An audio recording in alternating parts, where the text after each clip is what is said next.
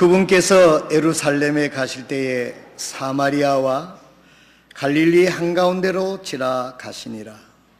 그분께서 어떤 마을로 들어갔음에 나병 환자 10사람이 그분을 만나 멀찍이 떨어져 서서 목소리를 높여 이르되 예수님이여 선생님이여 우리에게 긍휼을 베풀어 주소서 하거늘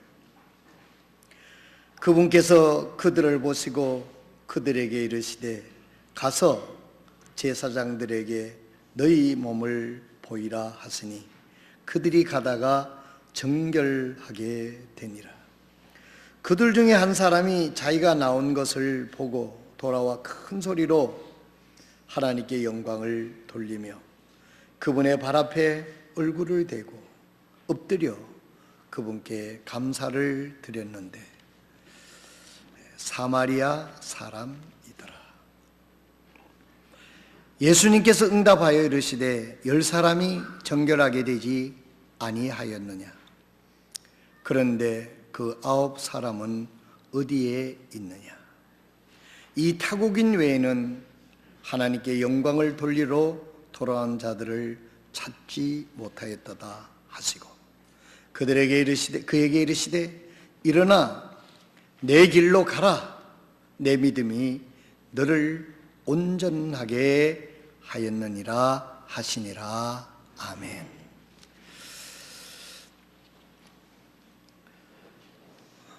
아주 오래전 일이에요. 우리 아이들이 초등학교 다닐 때니까 굉장히 오래됐겠죠.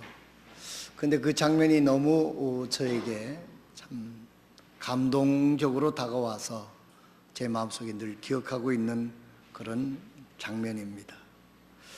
저에게도 그때 우리 두 딸이 초등학교 중학교 이렇게 다니니까 어린 딸이 있으니까요.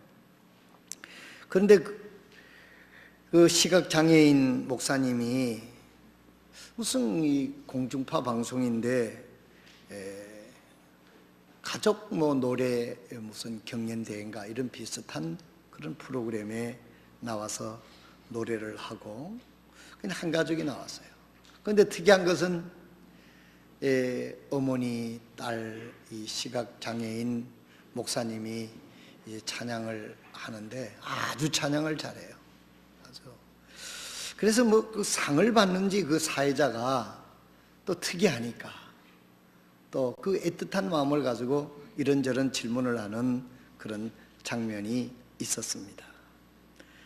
그래서 이 사회자는 사회를 보면서 시각장애가 있으니 불편한 것이 많이 있겠지요. 우리나라가 장애인들을 위해서 그때만 해도 문턱이라든지 이런 복지가 많이 안 될 때니까 더 심했겠지요. 이런저런 것을 이야기하면서 시각장애를 가지고 어떤 것이 가장 불편한지요 하고 이렇게 질문을 하게 됩니다. 이분이 불편한 게 한두 가지가 아닌데 또 예기치 않던 그런 질문이어서 한참 머뭇거리시더니 하는 말이 그래도 소리는 잘 들을 수가 있어서 딸의 목소리인지 아내의 목소리인지 누구의 목소리인지 자꾸 듣다 보면 기억을 할 수가 있는데 또 냄새도 된장국인지 소고기국인지 이 냄새를 보질 못해도 알 수가 있는데 그런데 아름다운 꽃의 색깔은 도저히 아무래도 색깔을 느낄 수도 없고 볼 수도 없다라고 하는 그런 이야기를 하게 됩니다. 이 사회자가 이어서 또 질문을 합니다. 만약에 오늘 참 눈을 뜰 수가 있다고 하면 볼 수 있다면 가장 먼저 보고 싶은 것이 무엇입니까? 하고 묻습니다. 한참 침묵이 흘렀는데요. 그런데 이 시각장애인 목사님이 그때 젊어요. 한 30대 후반쯤 되어 보이는 그런 목사님입니다. 키도 크고 잘생겼어요. 그가 하는 말이 내가 눈을 한번 뜰 수만 있다면 한 번 뜨고 그 다음에 이제 다시 감긴다고 하면 이런 의미가 포함되어 있는 겁니다. 그러면 가장 무엇이 보고 싶습니까?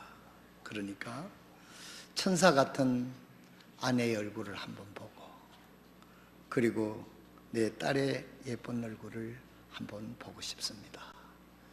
그 이야기가 참 여운으로 다가왔어요. 그 부인은 옆에서 보니까 아주 참한 그런 사모님인데, 어떻게 해서 그때 제가 보면서 의문이, 시각장애인 남편하고 결혼을 했을까 하는 그런 생각이고, 또 그때 저도 아버지의 마음이니까 딸의 얼굴이 얼마나 보고 싶을까, 상상으로만 하고 그 만져만 보던 그 딸의 얼굴이 얼마나 보고 싶었을까, 그런 생각을 했습니다.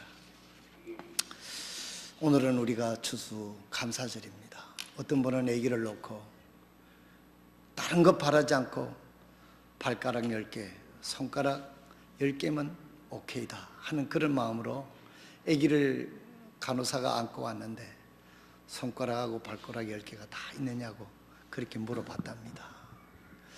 요즘에 여러분, 건강한 아기를 놓기도 그렇게 쉽지 않는 모양입니다. 옛날에는 그저 우리 장모님이나 우리 또 어머니나 그때는 뭐 밭에 가다가도 아기를 놓고 자다가도 애를 놓고 뭐 아주 불쑥불쑥 잘 낳았다고 그래요. 그래서 그때는 뭐 10명씩 5명씩 이렇게 낳았으니까, 오늘날처럼 그러면 상상도 못하지. 어떻게 10명을 놓겠어요. 요즘에는 뭐 임신이 안 돼가지고 더 고민하는 젊은 부인들이 많이 있는 것을 우리가 압니다. 그렇게 임신이 됐다 하더라도 정말 발가락 10개, 손가락 10개 다 있으면 그걸 감사하다. 그리고 그마침 이제 공기가 좋지 않고 음식이 뭐 이렇게 하다가 보니까 그런 고민을 하는 것이 오늘 현대에 우리가 사는 실상입니다. 여러분, 감사라고 하는 것은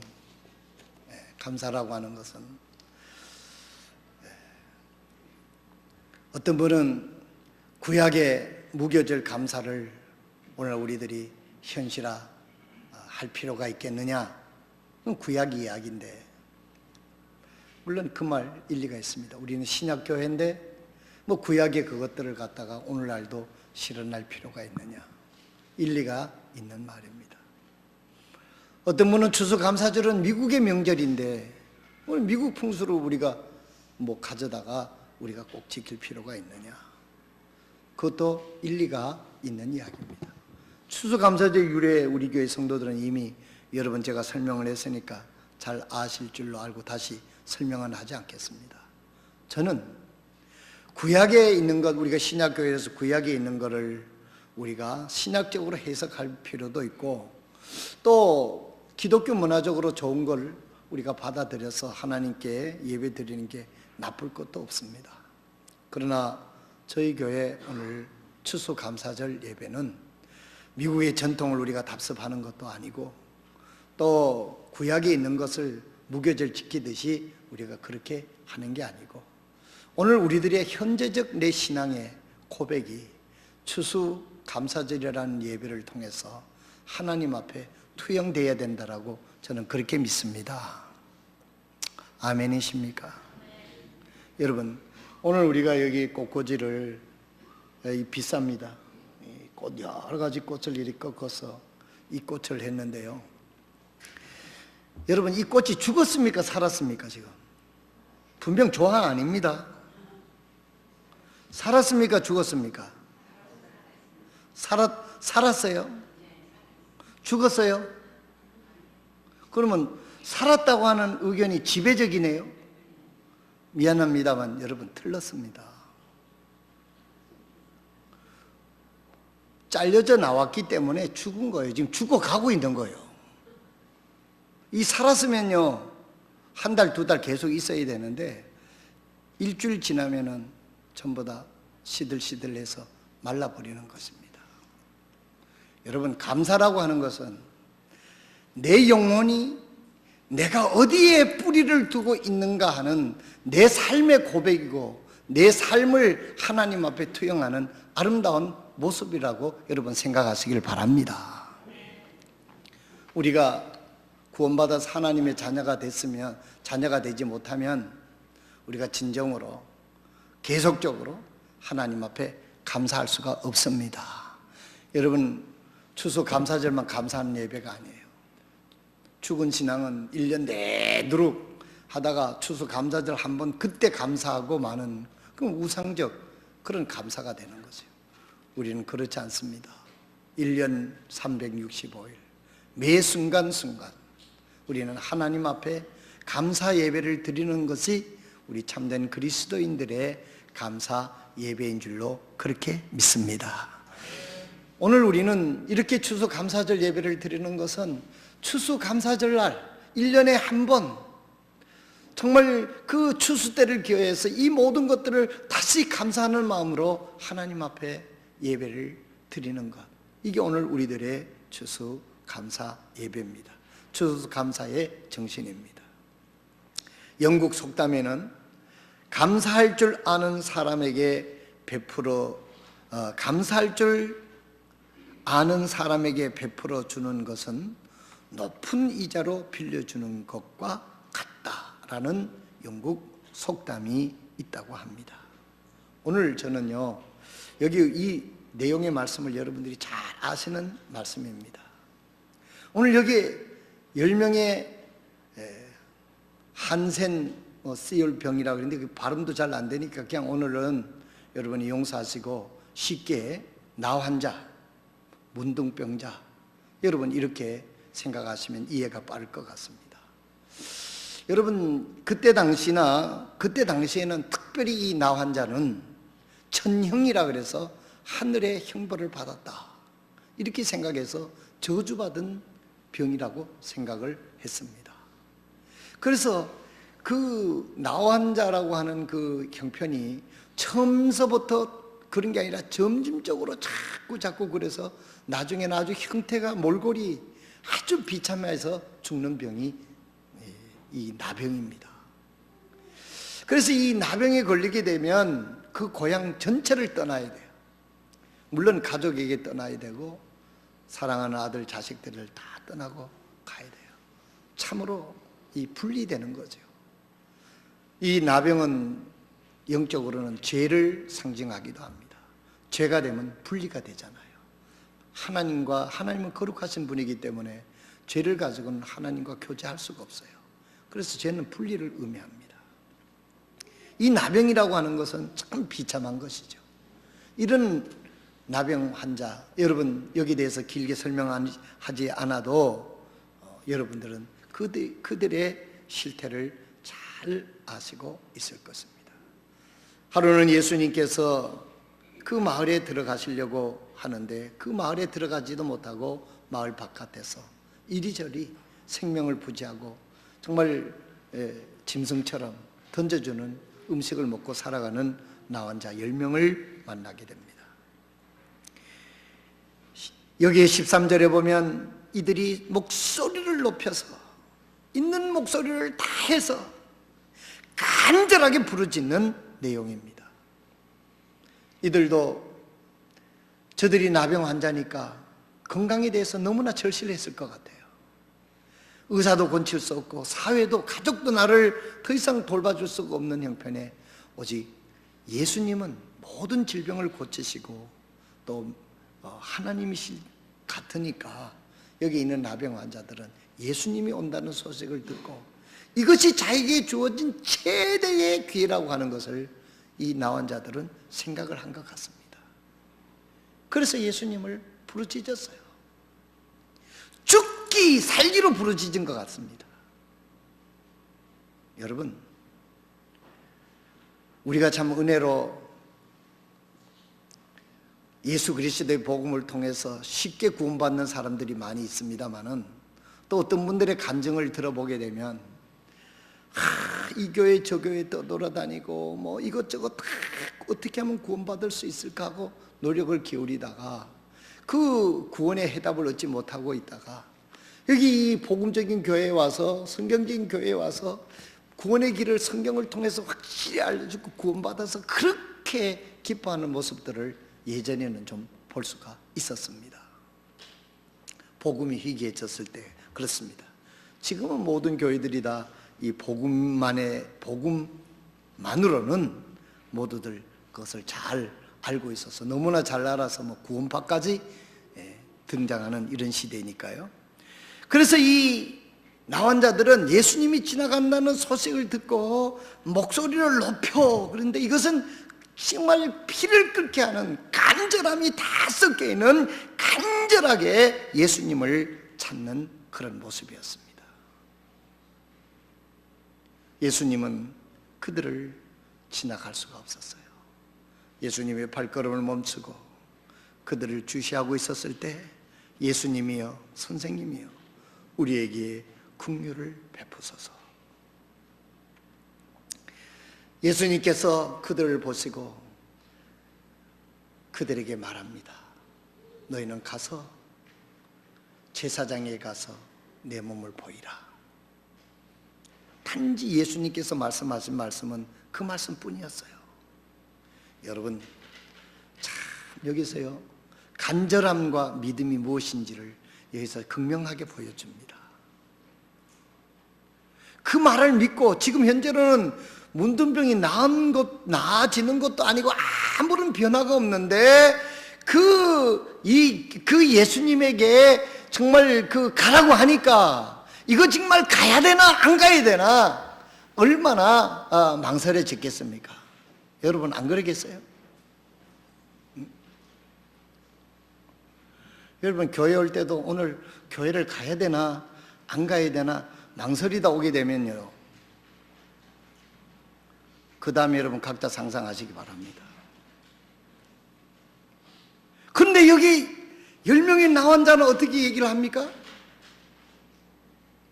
어떻게 반응합니까? 그들이 예수님의 말씀을 그대로 믿고 대제사장에게 갔다는 겁니다. 거리가 상당히 됐을 것 같아요.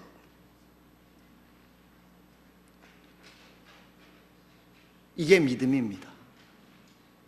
여러분, 하나님께서 말씀하신 말씀은요, 여러분들이 하나님의 기적을 체험하려고 하면 묻지도 말고 따지지도 말고 그대로 믿으세요. 보험만 그래 듣는 게 아니고 성경을 그렇게 믿어야 돼.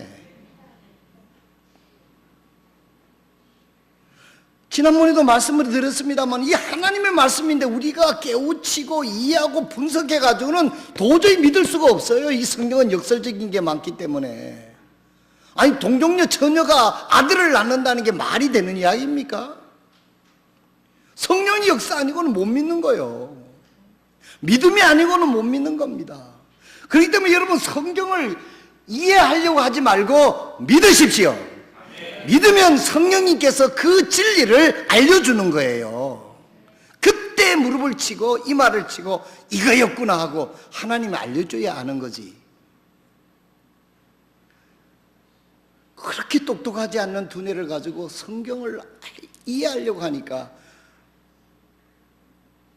못 믿는 겁니다. 이 10명의 나환자들은 가서 그렇게 간절하게 찾아놓고 만약에 예수님이 가서 너희 몸을 제사장에게 보이라. 왜 제사장에게 보이라고 그랬느냐 하면 그때는 제사장이 의사와 같은 역할을 했습니다. 제사장 이 사람이 나병이 낫다 판정하면 그 사람은 사회생활을 할 수 있는 거예요. 그러나 제사장이 나병이 안 낫다 그러면 이 사람은 여전히 나병 환자이기 때문에 사회활동을 할 수가 없는 겁니다. 이 말의 의미는 내가 너를 낫게 할 테니 가서 제사장에게 낫다는 그것을 받으러 제사장에 가라 했습니다. 여기 10명의 나병 환자는 참으로 감사하게도 예수님의 말씀을 그대로 믿었습니다.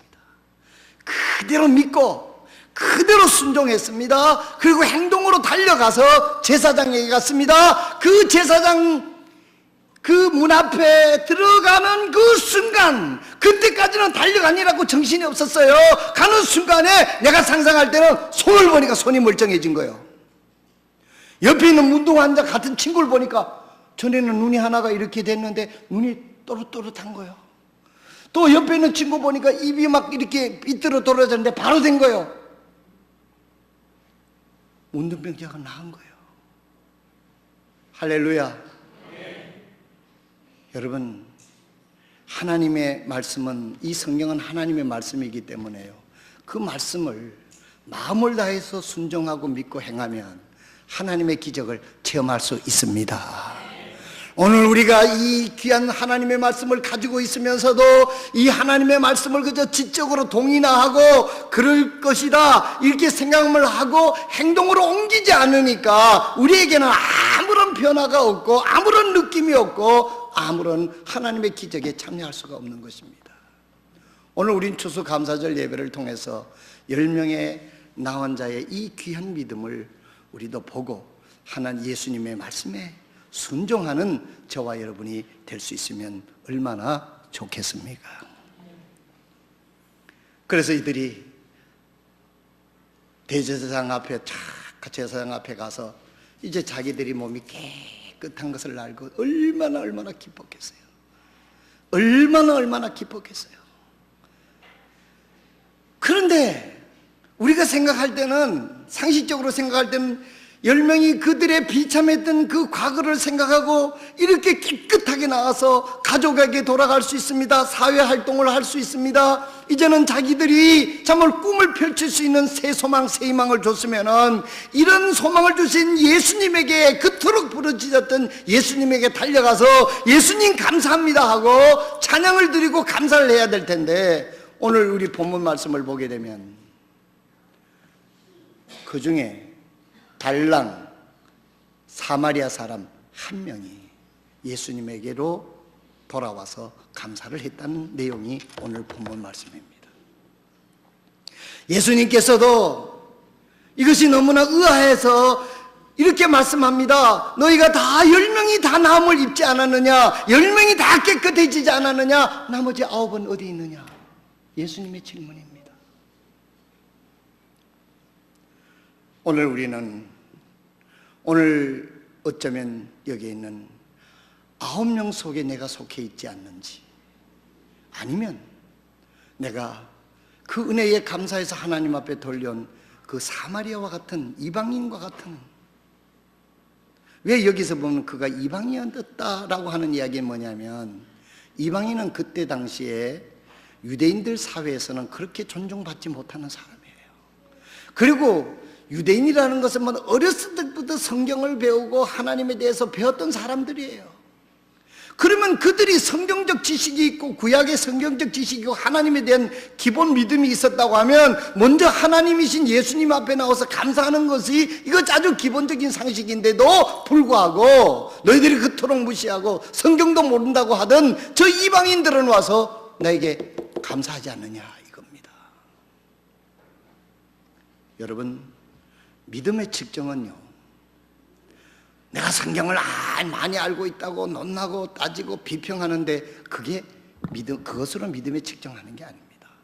믿음은 하나님 앞에 감사하는 그 태도와 마음과 행동을 보고 그 믿음을 우리가 측정할 수 있습니다. 여러분, 우리가 이 모든 것이 내 인생의 주인이 하나님이고 하나님께서 나에게 무엇인가 얻은 것이 있다고 하면 이것은 모두가 하나님께서 주신 것이다. 내가 부모로부터 이 세상에 태어날 때도 생명도 하나님이 주셨고, 또 실제적으로 어머니 아버지로부터 내가 이 세상에 태어났을 때 내가 실제적으로는 아무것도 가지고 나온 게 없었다. 지금 내가 무엇이라도 가지고 있다고 하면 이건 하나님의 축복이고 은총이었다는 것입니다.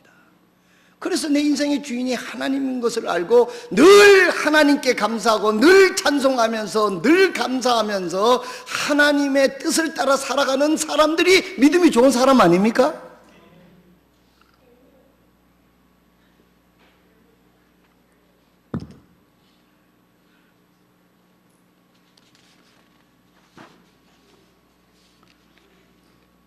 그때 저는 생각해 봤어요. 9명의 나환자 가운데 왜 이 사람들이 그 나환자가 문둥병이 얼마나 비참하다는 것을 알았을 텐데 왜 이 사람들이 예수님에게 달려오지 않고 도대체 무슨 짓을 하고 있는가? 여러분도 한번 생각해 보세요. 이 성경을 좀 묵상하고 생각하면요, 많은 생각들이 떠오릅니다.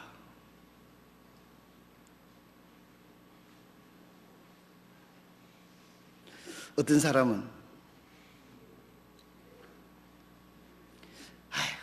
나중에 감사하자 이렇게 생각하는 사람도 있었을 거예요.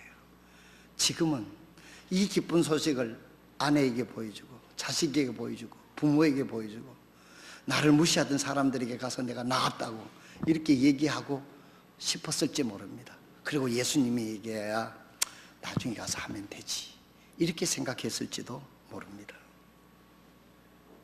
어떤 사람은 예수님이 내 마음 아실 거야. 내가 뭐 꼭 가서 감사하다고 해야 되나?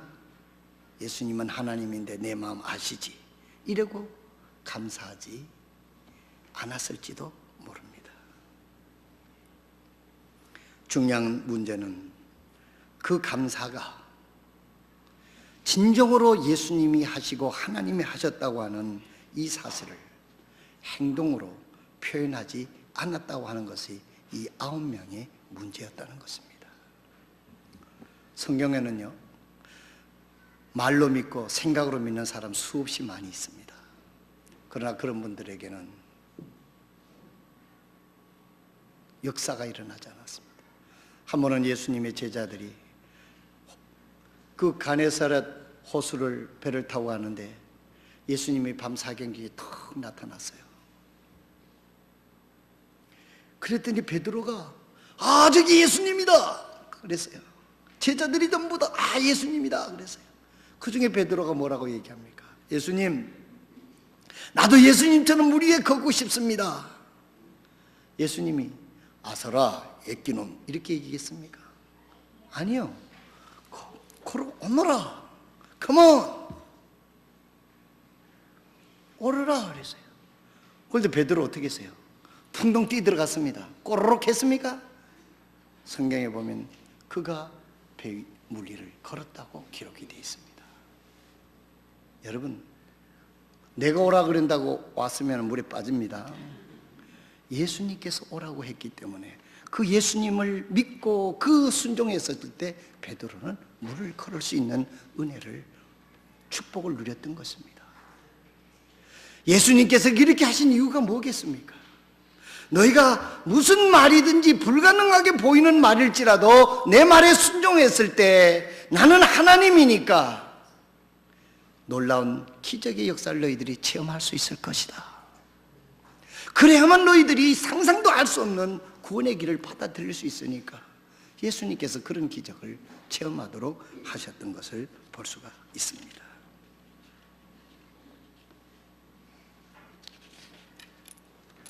여러분, 사람은 때를 놓치면 받은 은혜를 망각하기 쉽습니다. 여러분들이 그때 받은 은혜를 하나님 앞에 즉각 감사하게 되면 그것은 하나님 앞에 드려지는 것입니다. 그걸 즉각 행동하지 않고 그냥 가지고 있다가 보면 그건 잊어버리게 되고 그것은 그대로 소멸되고 마는 것입니다. 우리가 인간적으로 생각해 볼 때도 그래요. 우리가요, 이 사람이 이상한 게 말이죠. 3살 때까지, 3살인가 2살인가 또 이제 시간이 지나니까 잊어버리네. 2살 때까지랍니다. 2살 때까지가 아이들이 기억을 못 한대요. 어린아이들이. 그래서 이상하지 않습니까? 2살 때까지는 정말 부모님의 사랑과 돌보심이 없이는 살 수 없는 그런 기간인데 이상하게도 2살까지 기억을 하지 못하는 것이 바로 사람들이라고 합니다. 그 왜 그런지 잘 모르겠습니다. 우리가 사람들이 부모의 은혜도요, 부모의 은혜를 늘 감사하고 늘 생각하면요, 그 사람 이 사회에서 훌륭한 사람이 될 수 있습니다. 인간적으로도 그래요, 여러분. 지나가는 사람, 나이 많은 사람들 보면 우리 어머니 같지, 우리 아버지 같지. 그러면 어떻게 그 사람한테 악을 행할 수가 있겠어요? 지나가는 어린 학생들 보면 저서 내 딸 같지, 내 손녀 같지 하면 어떻게 그 사람들한테 악을 행할 수가 있겠습니까? 우리가요, 이 사회가 지금 감사를 잘 하질 못해요. 옛날에는 스승의 은혜가 하늘 같아서 막 그런 그 스승의 은혜를 늘 불렀어요. 그러니까 이런 것들이 점점 사라지니까 선생님에 대해서 존경하는 그런 마음들도 점점 사라지고 마는 것입니다. 성경은 하나님의 은혜에 대해서 감사할 것을 이렇게 말씀합니다. 우리가 이 말씀을 꼭 찾아보십시다. 우리가 감사하지 않는 것이 얼마나 무서운 일인지를 우리가 한번 찾아보겠습니다. 시편 50편 22절에 보면 하나님을 잊어버린 너희여 이제 이를 생각하라. 그렇지 아니하면 내가 너희를 찢으리니 건질 자가 없으리로다. 감사로 제사를 드리는 자가 나를 영화롭게 하노니 그의 행위를 옳게 하는 자에게 내가 하나님의 구원을 보이리라 그랬습니다. 10명의 나환자 중에 단 한 명이 돌아왔는데 예수님께서 그 단 한 명의 그에게 이렇게 이야기를 하는 것을 볼 수가 있습니다. 내 믿음이 온전하여 지리라라고 말씀을 하고 있습니다. 다른 번역이 되면 내가 구원을 얻으리라 이렇게 다른 성경에는 그렇게 번역이 되어 있습니다. 어떤 분은 이렇게 성경을 해석합니다. 이 나환자가 나머지 9명은 육신전의 질병의 해방을 받았고 돌아왔던 이 환자는 육신전의 질병뿐만 아니라 감사를 통해서 그 영혼까지 구원받은 완벽한 구원을 받은 것이라고 해석을 하고 있는 것입니다. 감사는 이런 위대한 위력이 있는 것을 볼 수가 있습니다. 사랑하시는 성도 여러분, 우리가 일상생활에서 우리가 생각을 해보십시다. 나는 이 9명에 속하는가? 감사하는 일이 있어도 나중에 하지. 뭐 감사하지 않는다 하더라도 하나님이 아시겠지. 그리고 감사를 하지 않고 넘어가는 그런 실제적인 신앙생활을 하는 것인지, 아니면 정말 이 한 명의 사마리아인 이분처럼 내가 그토록 부르짖었더니 내 나환자의 이 질병을 건져주신 분은 하나님이야, 예수님이야. 나는 그 예수님 앞에 분명히 가서 감사를 해야 돼. 누구가 오해받지 않고 내가 뭐 노력을 해서 내가 어떻게 해서 병을 고친 게 아니라 이것은 분명히 하나님께서 나를 고치신 거야. 예수님께서 고치신 거야. 나는 가서 예수님에게 이 사실을 감사해야 돼 하고 그 하나님께, 내 주인이 하나님이고 나를 구원하신 분이 하나님이라는 것을 알고 하나님 앞에 감사하는 그런 믿음을 내가 갖고 있는가. 오늘 아침 우리는 감사절 아침에 한번 이렇게 생각해 볼 수 있기를 바랍니다. 나는 9명에 속하는가 10명에 속해 있는가. 여러분, 이것이 내가 어느 편에 속해 있는가를 알 수 있습니다. 내가 누구에게 속해 있는가를 표현할 수 있는 것입니다. 내가 하나님의 은혜로 구원받고 하나님의 자녀가 되어 하나님의 사랑 속에, 하나님의 보호 속에 오늘을 살고 있다고 하는 삶의 해석을 감사로 하나님 앞에 영광을 돌리는 저와 여러분 되시기를 바랍니다. 그래서 여기 있는 이 꽃처럼 일주일만 환하게 피는 게 아니라 뿌리가 예수님에게 박혀서 계속 아름다움을 나타낼 수 있는, 진정한 하나님의 영광을 나타낼 수 있는 그런 그리스도인이 되어야 되지 않겠습니까? 감사는 단순한 감사가 아니라 내가 하나님에게 속해 있고 하나님의 은혜로 살고 있습니다. 하나님이 모든 것을 주신 것이고 하나님이 나에게 기회를 주신 것 감사합니다. 이것이 감사로 우리의 신앙의 고백이 될 수 있기를 바랍니다. 저는 이 한 예화로 우리가 감사는 우리들의 인생을 변화시키는데 그 감사의 원인은 하나님이다 하는 내용입니다. 미국의 뉴호프 커뮤니티 교회의 데일 갤러웨이 목사님 글 중에 테드 스트로드라고 하는 아이에 대한 이야기가 있습니다. 그분의 심호하던 교회에 톰슨이라고 하는 여교사가 있었습니다. 우리 교회도 교사들 있습니다. 그 여교사가 초등학교 5학년을 담임을 맡게 되었습니다. 그런데 그 5학년에 테드 스트로드라고 하는 아이를 담임하게 되었습니다. 그런데 이 아이를 보니까 멍한 얼굴에 가까이 가면 그 아이에게서 심한 냄새까지 나기 시작을 했습니다. 시험을 보면 채점할 것도 없이 죄다 틀린 아이였습니다. 그래서 아이들한테 왕따를 당하고 있어요. 그냥 목욕도 자주 안 하고 옷도 잘 안 빨아입으니까 냄새가 나니까 아이들이 막 냄새 난다고 그렇게 하죠. 또 공부를 못하니까 공부를 못한다고 또 공부 잘하는 아이들끼리 이렇게 하면서 아이를 왕따를 시키는 거예요. 그래서 선생님이 이 아이의 생활 기록부를 가져다가 이 아이에 대해서 생활 기록부를 살펴봤습니다. 1학년서부터 4학년까지 그 아이의 생활 기록부는 이렇게 기록되어 있었습니다. 1학년 때 그 뒤에 선생님이 기록을 해놓기를 1학년 때 착한 아이이다, 미래가 보인다 이렇게 써놨습니다. 2학년 때 조용한 아이다, 그러나 조금 폐쇄적이다, 어머니가 불치병을 앓고 있다. 3학년 때 학업 성취도가 떨어진다, 금년에는 어머니가 돌아가셨다, 아버지는 아이에게 대해서 무관심하다. 4학년 때 미래가 없다 이렇게 기록되어 있습니다. 미래가 없다, 아버지는 가출했고 현재 이모가 양육하고 있다, 학대당하고 있는 것 같다, 이렇게 그의 생활부에 기록이 되어 있었습니다. 이 아이의 생활 기록부를 읽은 톰슨 선생은 눈에서 눈물이 흐르기 시작했습니다. 한 생명이, 자신을 비롯한 교육자들이, 부모가 방광과 유기를 통해서 파괴되어가는 과정을 보는 듯해서 너무 가슴이 아팠기 때문입니다. 그래서 톰슨 선생님은 테디에게 교사로서의 사명감을 느끼고, 그때부터 이 톰슨 선생은 방과 후에 개인적으로 테디의 공부를 도와주기 시작을 했습니다.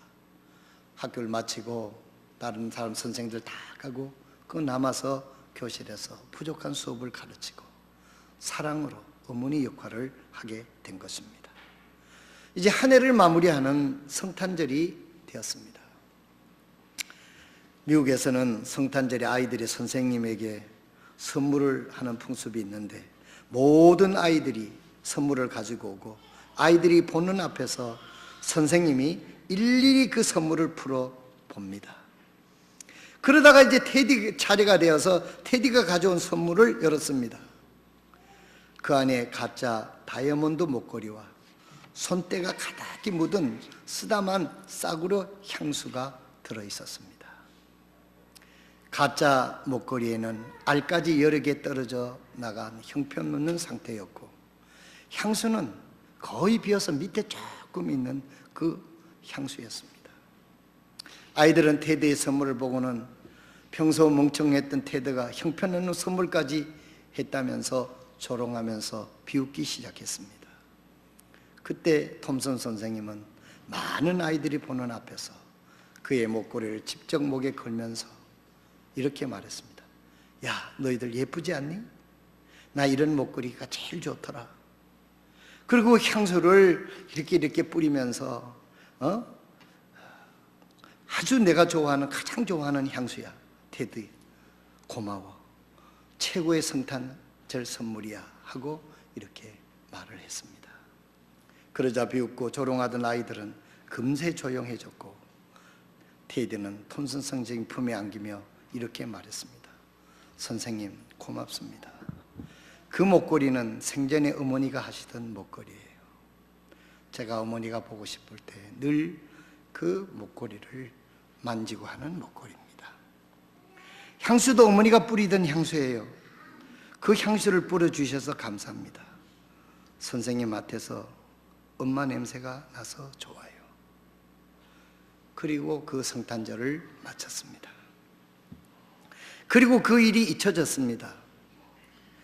6, 7년이 흐른 뒤 톰슨 선생님 앞으로 한 통의 편지가 배달되었습니다. 고등학교를 졸업하는 테디에게서 온 편지였습니다. 사랑하는 톰슨 선생님, 고등학교 졸업 소식을 선생님께 가장 먼저 알리고 싶었어요. 저 반에서 2등으로 졸업했습니다. 그리고 다시 4년 뒤에 또 한 통의 감사 편지가 왔습니다. 사랑하는 톰슨 선생님, 저 과수석으로 대학을 졸업했습니다. 그리고 나서 4년 뒤 또 편지가 왔습니다. 사랑하는 톰슨 선생님, 제가 의대를 졸업하고 의사가 되었습니다. 멋지죠? 그리고 이제 곧 결혼합니다. 제 어머니가 일찍 돌아가신 것 아시죠? 결혼식 때 선생님께서 제 어머니의 자리에 앉아주세요. 선생님은 저에게 어머니시니까요.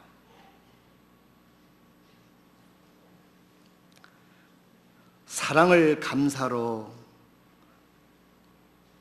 감사를 낳고 감사는 이런 기적을 불러오는 것을 볼 수가 있습니다.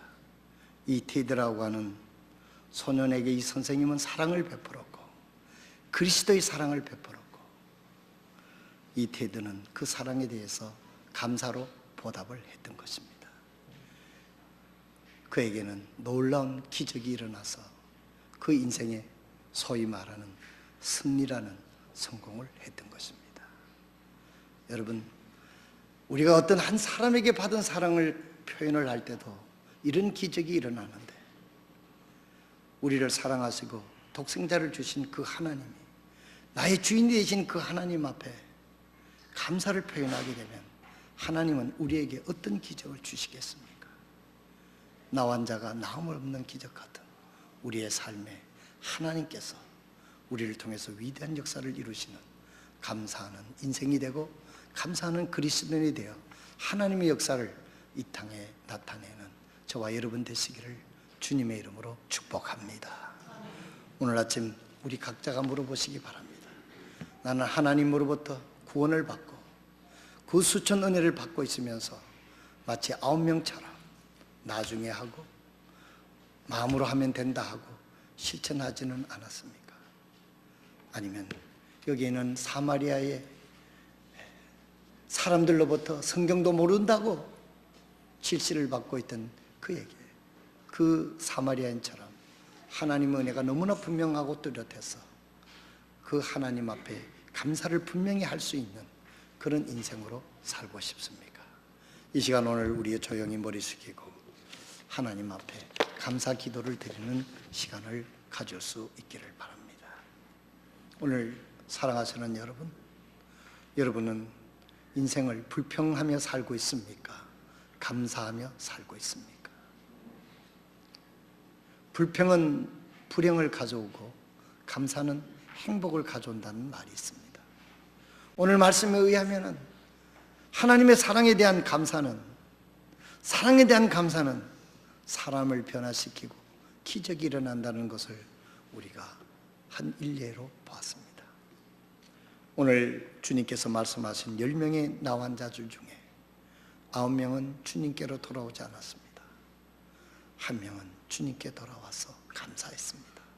육체의 질병뿐만 아니라 그 영혼까지 구원받아서 온전한 구원을 이루었습니다. 오늘 우리들의 믿음이 반쪽 믿음이 아니라 감사하고 감사에 순종하는 그 행동을 통해서 기적을 일으키는 그런 삶을 살아야 되지 않겠습니까? 오늘 여러분 가운데 불평하는 삶이 있었다면 오늘 이 시간 우리가 하나님 앞에 자백할 수 있는 시간을 가지시기 바랍니다. 어떤 분은 남편에 대해서, 어떤 분은 아내에 대해서, 어떤 분은 자식에 대해서, 어떤 분은 이 사회에 대해서, 어떤 분은 이 정부가 하는 정책에 대해서 여러 가지 우리가 불평을 늘어놓을 수 있습니다. 그러나 우리는 감사할 것을 찾으면 불평할 것보다 더 많이 있을 것입니다. 우리가 하나님께서 베풀어 주신 것을 정말 감사하면서 하나님, 이제까지 불평하고 감사하지 못했던 우리의 어리석음을 자백하고 감사하는 인생이 되어서 감사의 열매가 여러분의 인생에 주렁주렁 달려서 하나님 보시기에 아름다운 인격과 인생이 될 수 있기를 바랍니다. 사랑과 은혜가 충만하신 거룩하신 우리 아버지 하나님,